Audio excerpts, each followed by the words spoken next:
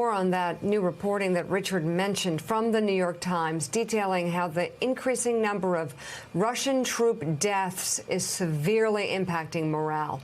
The Pentagon estimates 7,000 Russian troops have been killed in the 3-week war so far, which is greater than the number of American troops killed in over 20 years in Iraq and Afghanistan combined. Between 14 and 21,000 Russian troops have been injured. American officials tell the Times those staggering numbers have implications on combat effectiveness. Quote, Pentagon officials say a 10% casualty rate, including dead and wounded for a single unit, renders it unable to carry out combat-related tasks. The report continues, quote, Pentagon officials say that a high and rising number of war dead can destroy the will to continue fighting. The result, they say, has shown up in intelligence reports that senior officials in the Biden administration read every day.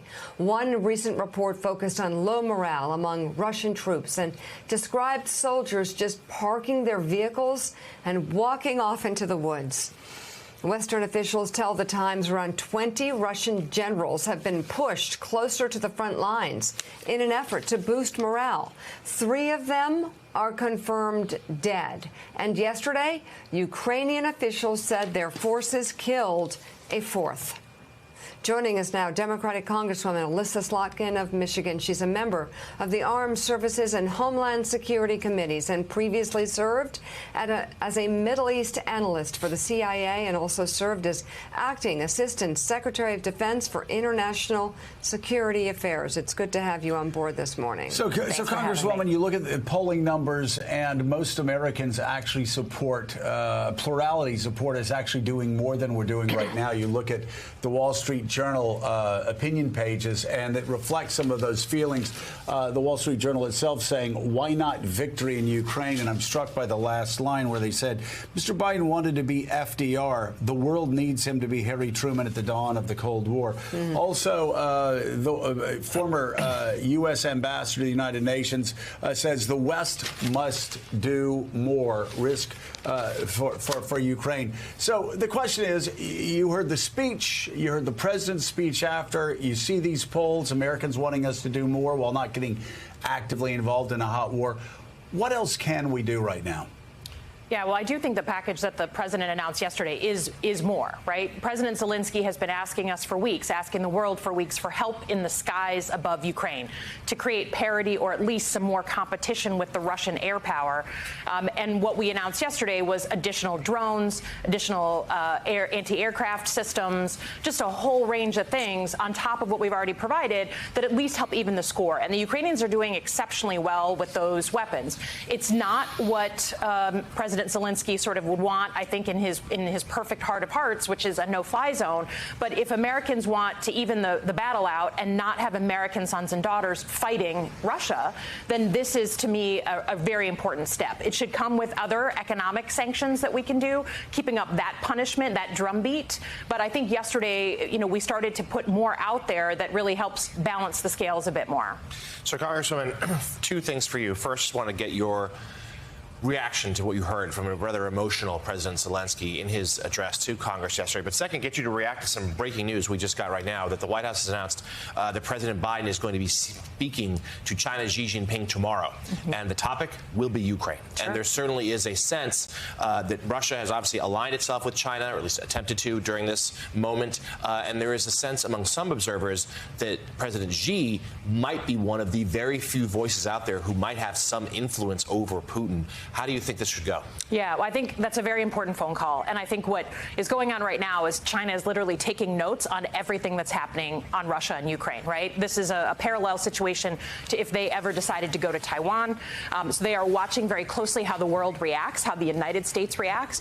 And I think, the other thing is they have economic interests in being closer to China and coming in and filling the gap where PayPal leaves, where American Express leaves, the Chinese want to surge in. They also are a consumer of oil and a bunch of things that Russia produces. So it's a very complicated moment for for China. And I think it's an important moment to see which direction they're going to go in. And that phone call is a perfect time for the president of China to be very clear on which direction he's going to take.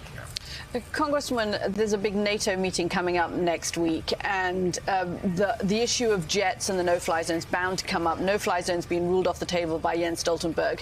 Do you think we're edging closer to giving Ukraine the jets that it wants? I had a conversation yesterday with some Ukrainian military officials, and they said that we know that the West thinks we're not using our own jets. There's a reason we're not using our own jets. What's the backstory behind the jets discussion, and whether it would or would not be helpful for them to have those? Yeah, I mean, I think whenever a conflict like this happens, I remember when ISIS took over parts of Iraq and Syria, and you're trying to very quickly get weapons in the hands of people like the Kurds and the Iraqis, and the weapon system they're familiar with, you're scouring the world for ammunition, for Russian-made systems, for things that the Ukrainians in this case could use. And of course, planes, airframes of all kinds are going to be one of the things they're going to ask for first. I think there is an open question on whether they would use them and to what effect. But I don't think, in my position, like, I'm going to be saying what the Ukrainians can and cannot do. If they need and are asking us for more air power, we want countries to step up and do it. And I think the hot potato situation that happened with Poland was that they were sort of the dog that caught the car, right? They said, sure, we'd be happy to give these airframes. And then the United States says, okay, great, we want to work on that. And they said, oh, hold on. So I think there was a bit of a surprise that people were so willing to do this. And Poland and other countries are obviously worried about the risk of escalation. They're worried about being seen by Russia as a party to the war.